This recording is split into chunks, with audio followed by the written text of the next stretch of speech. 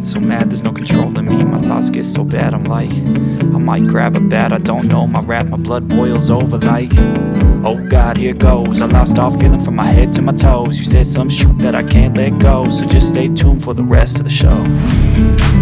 So have you ever felt betrayed?